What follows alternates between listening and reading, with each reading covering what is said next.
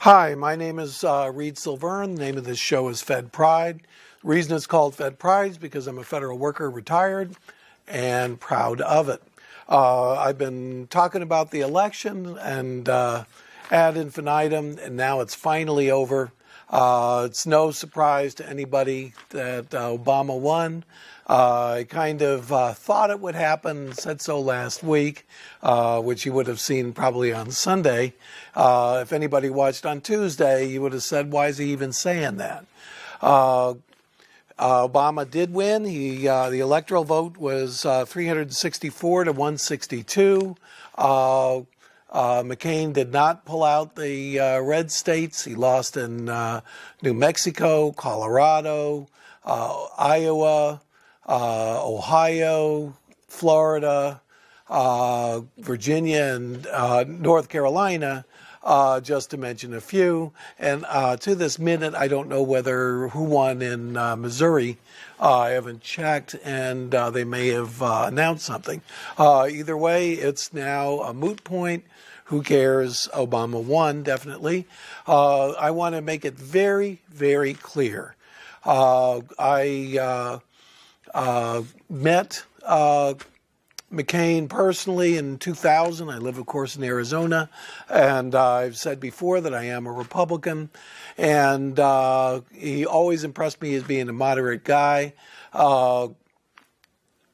His campaign may not have been the best in the world, but during an economic meltdown, I don't know anybody who could have done much better. The President of the United States had an approval rating of between 20 and 25%. McCain did pull out 46.2% of the popular vote, which resulted in 56.7 million people voted for him. The Democrats extended their lead in Congress by about 19 seats, a minimum of 5 Senate seats, and 3 that are too close to be up for grabs. I guess 6 Senate seats now because Gordon Smith of Oregon, who's one of the few moderate Republicans left, lost, which I think is going to really hurt the moderate side of the Republican Party. Mitch McConnell did win. He's the Senate leader. So the Republicans are in disarray, to say the least, and most of them are either blaming McCain or they're blaming Palin, who's gone back to Alaska to be governor again. Maybe it's an indicator that whoever runs for president, whoever should be selected, should be out of a job, because we have a situation where we had a sitting senator who was not up for re-election that year. We had a sitting governor, so they might not have been very hungry, to say the least, since they're both going back to their assured jobs. McCain will go back to the Senate. I believe he has 4 years left, and Palin will go back to being governor of Alaska. Meanwhile, Biden and Obama will be leaving Senate seats behind. I believe there's a Democrat in charge of the state of Illinois, who's the governor, and I believe a Democrat as governor of Connecticut, although I don't know for sure. So they'll probably reappoint Democrats by definition there. And they should try to keep it within the same party. Rahm Emanuel's been picked as the chief of staff. And I'm going to go through and talk a little bit about meeting today. What do I mean by today? Let me say that for me, today is Friday, the 7th of October. For you, it's probably the 9th, if you see this on Sunday, or the 11th on Tuesday.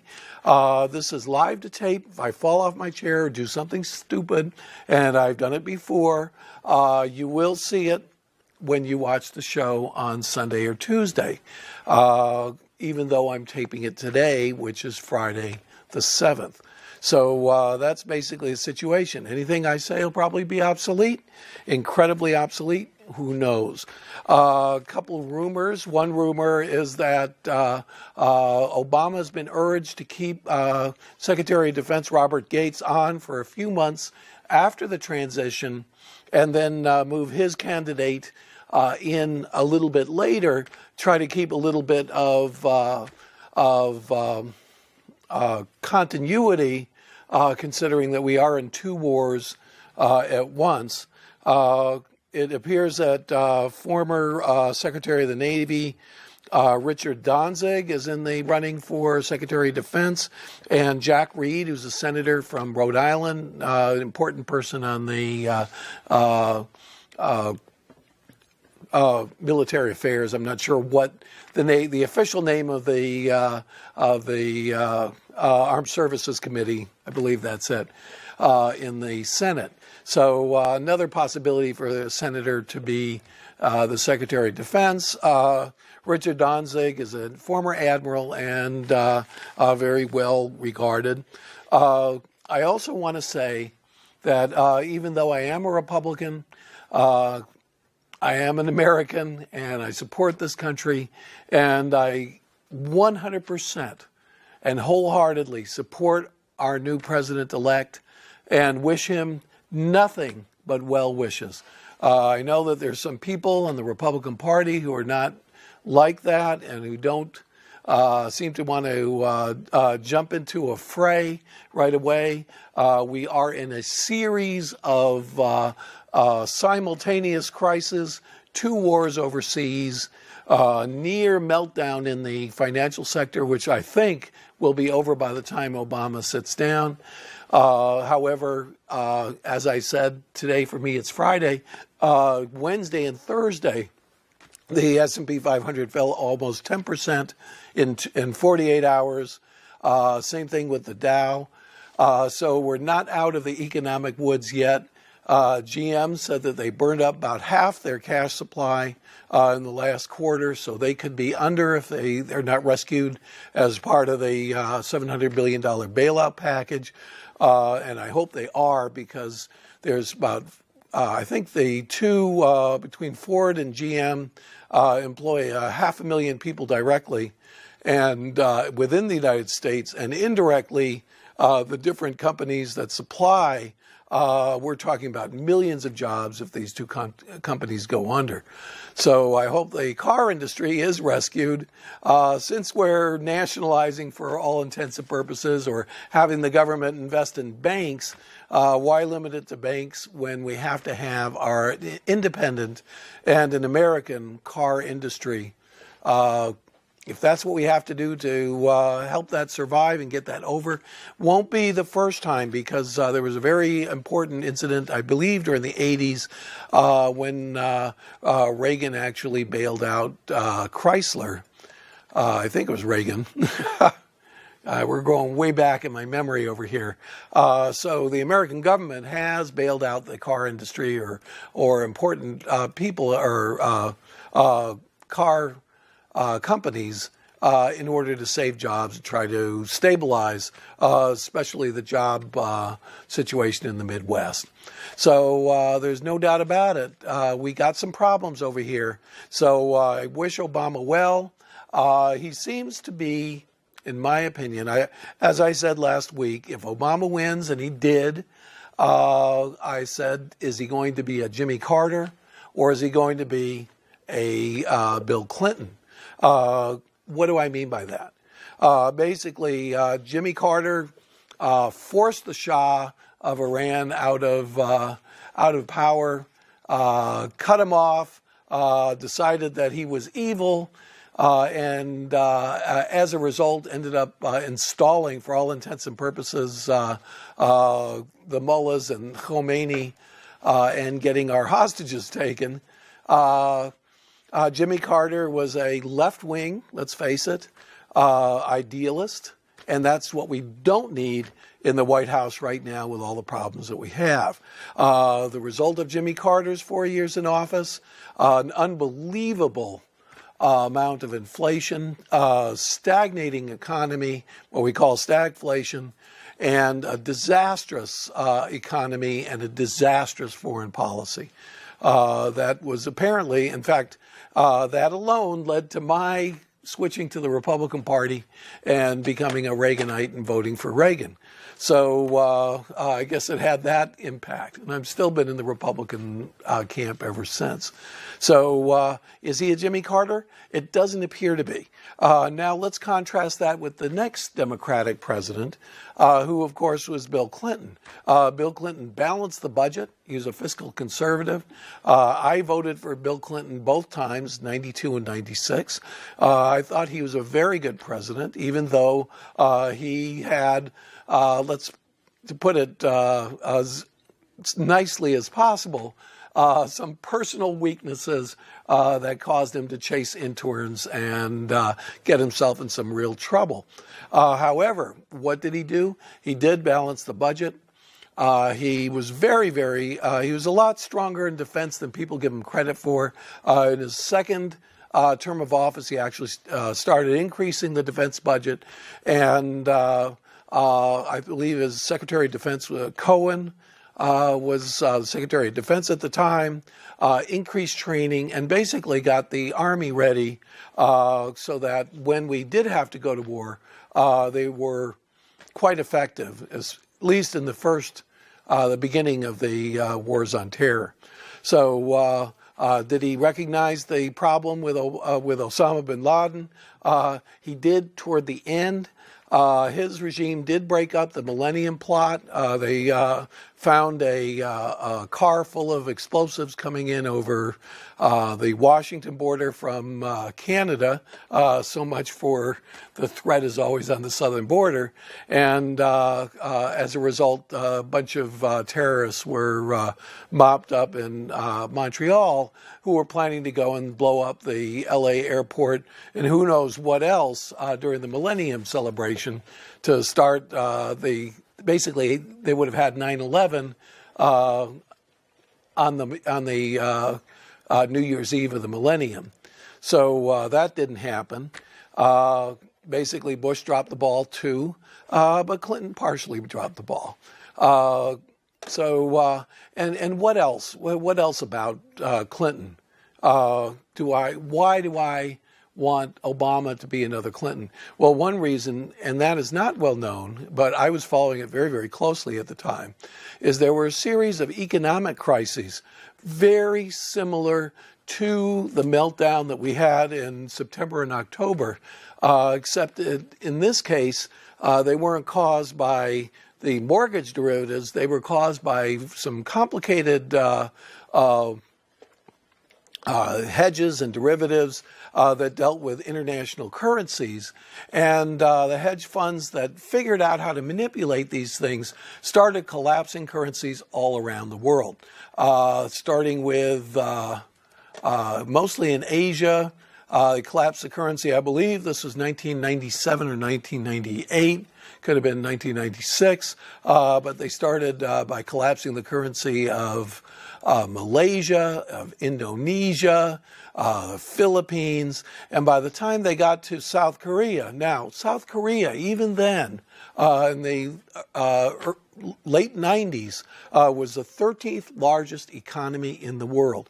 Robert Rubin was the Secretary of the Treasury, and there is a fund within the Treasury that is not controlled by Congress, and that is it's a fund that was created when the dollar went from $20 to $32 and we went off the gold standard. All of that difference in value went into a fund and has been growing ever since. There was billions and billions and billions of dollars in it. There was no way in the world that Clinton and Rubin were going to be able to go to Congress in order to bail out South Korea. The South Korean won was collapsed, and South Korea had about 6 hours of available currency reserves, or else all international transactions with that country were going to cease, which meant that South Korean companies, South Korean banks could do no business outside the borders of that country. Basically, they would have had to default any loan they had for a company, the company level, at the country level, at every other level, with every other bank or entity outside of their borders. That would have collapsed most of the banking structure in Japan, which would have collapsed the banking structure in Europe and then to the United States. Basically, there was a crisis that had to be resolved over a weekend, and Robert Rubin figured out how to go into this fund and bail out the South Korean government so that they could continue to do business with the rest of the world. And the Great Depression did not start in 1997, just as the Great Depression did not start in October of 2008, partially because of the bailout, partially because the Europeans started buying out their banks. The only real collapse in the Europe side was the entire nation of Iceland, and the collapse started to happen on our side when they allowed Lehman Brothers to go bankrupt without realizing that credit swaps owned by Lehman Brothers basically would then not be basically became worthless, and that everybody who had a bet based on a credit swap with Lehman Brothers would be completely unable to collect their money. Basically, what a credit swap is, a little insurance policy that says, let's say I buy a bond at 6%. If the bond goes down in value, which would bring it up in yield, but I'm worried about it. I buy a swap, so if the bond goes down 10%, I can exercise the swap and I get my money back. Basically, that's called hedging, and that's the basis of the whole hedge fund industry. What they didn't realize was that Lehman Brothers had swaps all over the world, and Wachovia Bank, Merrill Lynch, Washington Mutual Bank, all began a series of collapses. AIG, which is a big insurance company, but also issued a lot of swaps, all started going under all at once. That could have ended up becoming the credit crunch that started the Great Depression. What did they do? The LIBOR, the overnight LIBOR, which is if you take money out of your ATM machine at a bank other than your own, basically that bank is loaning your bank, if you took out $200. That overnight rate went to 4%, which meant basically that the entire economic system was about to freeze up. Right now it's at 0.33%. So what is usually in the point percents, in the 0.2% or the 0.1%, went all the way up to 4% for overnight interbank loans.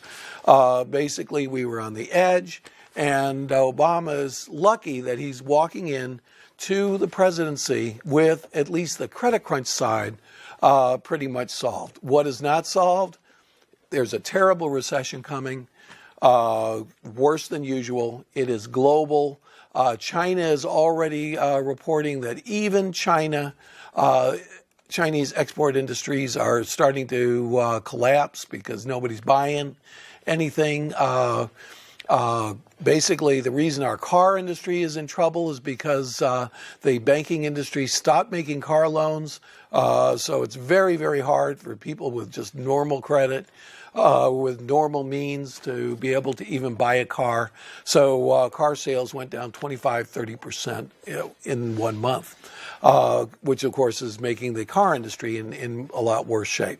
So we're definitely looking at a terrible recession that's worldwide. Europe just dropped their interest rates, which they wouldn't do for the first part of the crisis. England, I think, dropped theirs 1.25%, 1.25%, 125 basis points in one day. Europe also dropped theirs, not down to the level that we did, but to a much lower level. Meanwhile, the euro has been going down and down and down. The dollar is already at 127 and topped up at 159. So the euro's gone down 25-30%. The price of oil went down from $147 to $61.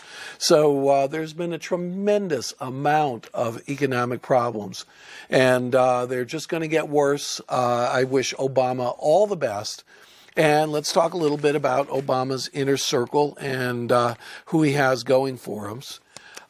Basically, he called an economic group together. Let's see if I can find him. No, I don't seem to have it right in front of me. Basically, the Economic Summit of Advisors that he put together just today includes Robert Rubin, I'd say one of the best secretaries of the Treasury in history under Clinton. Talked about how he prevented a Great Depression in the late 1990s. Larry Summers, who became the next Secretary of the Treasury under Clinton after Rubin from 1999 to 2001, basically also a guy who really understands the economic system and how it works. Warren Buffett, you know, the sage of Omaha, the richest man in America, the great investor who's also lost like 25% of his fortune while trying to save the world's economy. He was there. Paul Volcker was he was chairman of the Federal Reserve before Greenspan came around, and he's credited with tightening the money supply during the early Reagan period to try to get rid of the hyperinflation that occurred under Carter that caused the economic malaise at that time. So he's advising Obama. I believe there's a guy named Dietrich. I don't have his information right in front of him. Jason Furman apparently is Obama's main economic advisor. They think that he's going to get a top-down job with Treasury or the CEA, which is the Council of Economic Advisors. And he's been advising Obama for the last 3 or 4 months. And he's an ex-Clintonite as well. So it looks like with the addition of Warren Buffett, that Obama's turning to the people who have experience with economic crises during the Clinton administration. Those economic crises were caused by derivatives that basically destroyed entire currencies throughout the world. There was another one where the peso went down 50%, and that Mexico had to be stabilized and bailed out. And the ruble went down about 50%, destroyed most of the savings of the middle-class people in Russia, and caused Putin to come into power. So there was a lot of crises, economic crises during those late 90s. The reason nobody thinks about them is because a competent economic team at the time under Clinton, Robert Rubin, Larry Summers, Greenspan, who was the Federal Reserve Chairman at the time, were all there and did a very, very good job of stabilizing the situation, not allowing total chaos to reign. So otherwise, we would have been in a Great Depression. Who knows what history would have been like after that. So I think that we've avoided a Great Depression this time. However, we have not avoided a Great Recession, one that's driven by the problems in the car industry, the finance industry, the mortgage meltdown, and so on and so forth. Still going to be tough. So they're talking about Larry Summers for Secretary of the Treasury,